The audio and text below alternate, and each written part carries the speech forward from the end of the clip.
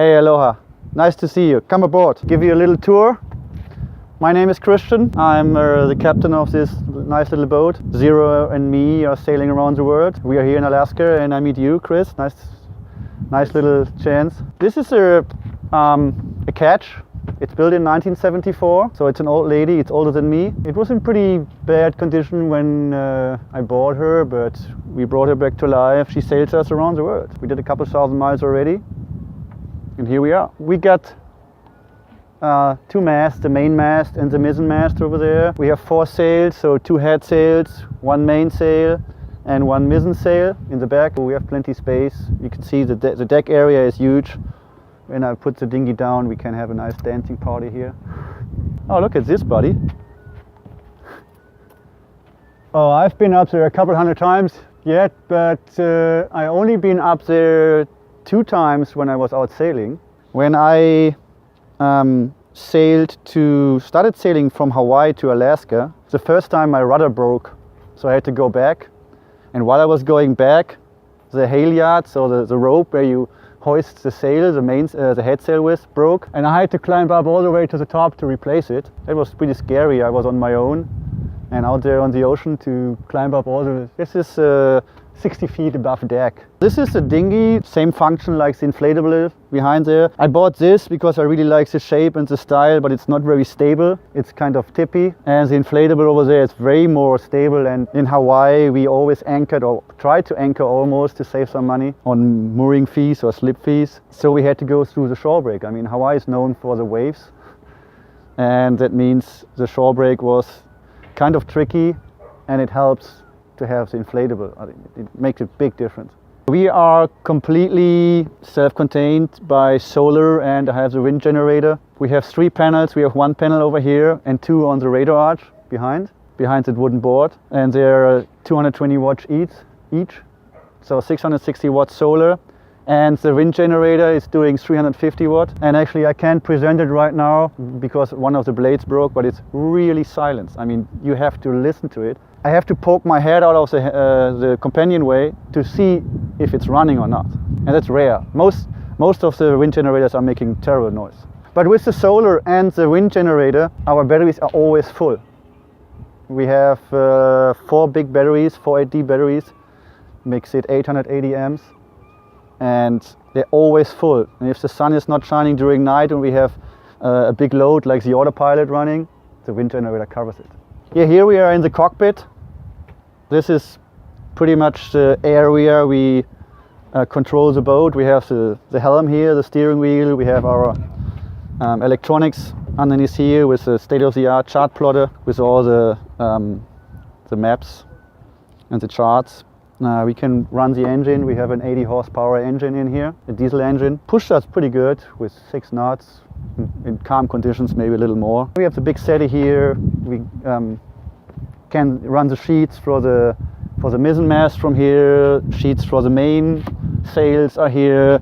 General is here, and the staysail is over here. So we can trim the sails pretty much from here. It's a safe cockpit. We got a pretty high, solid lifelines. The worst thing which can happen is that somebody goes overboard. In bad condition, it's pretty much exodus. That's it. If it's rough out there and somebody goes overboard, I mean a really rough, like a big storm, it's hard to get it back on.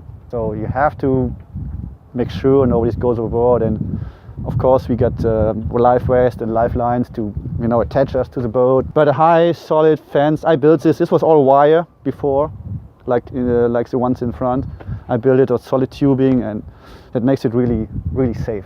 Really safe feeling here. We carry a couple of surfboards. I'm a surfer for a long time. I'm windsurfing, I'm kite surfing, and actually everything which is made with a board I love to do. So we carry this big board over here and have a couple of ones downstairs, and you see in the front the windsurf boards. The main reason why we have a big boat like this for all the toys. I like toys. So we have the dinghy, 2 dinghies, and we have a life raft over here in a canister. This is made for 8 persons, and it got some basic equipment inside like fishing gear and a little water package and some food, some basic foods like this military dry food. A little first aid kit is in there, and plenty more I don't know out of my memory. If shit hits the fan and the boat sinks, we throw this overboard. It's self-inflating, and then we go in there and abandon the boat. Hopefully that never happens. Catch a lot of fish, especially on the ocean. Out there is plenty fish. When I was 3 days out of Hawaii, I caught a 30-pound tuna. And yeah, it's easy. I can set it up. It's a propane. I have the hose over there. I just plug it in and then light it up and have a nice barbecue. Okay, you want to have a quick tour inside? Let's come down.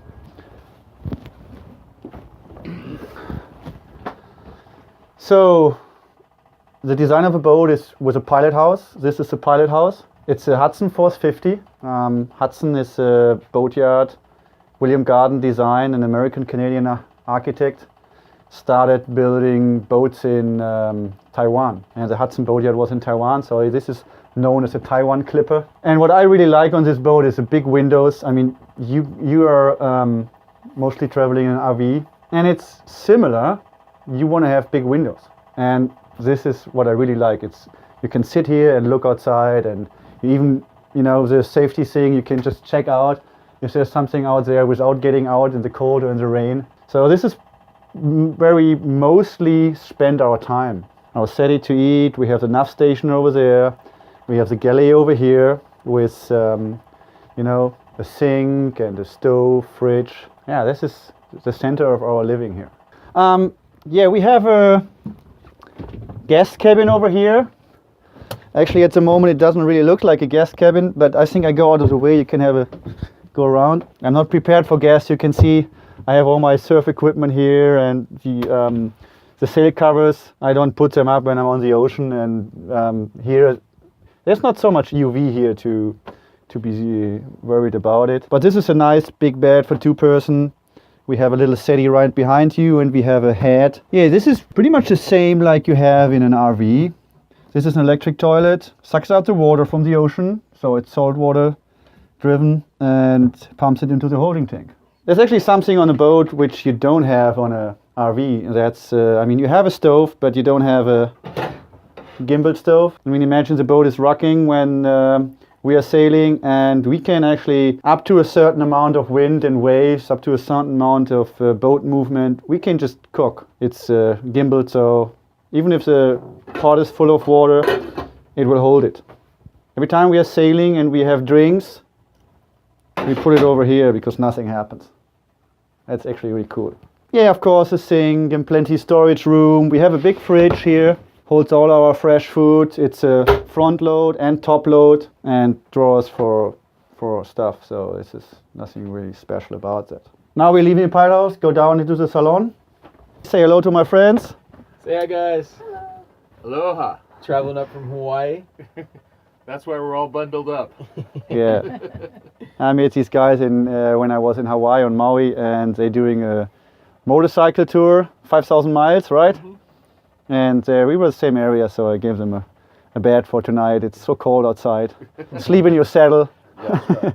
Actually, at the moment it's a little packed with all the stuff, but this is just another room, a living room. The luxury of this boat is we have the salon here and the pilot house, so we can get out of our way. Somebody can sit here, read or watch a movie, and I can do whatever I want to do over there. And so it's plenty of room to get out of our way, especially I'm usually sailing with my girlfriend, and sometimes you need to be close and sometimes you need to be a little on a distance.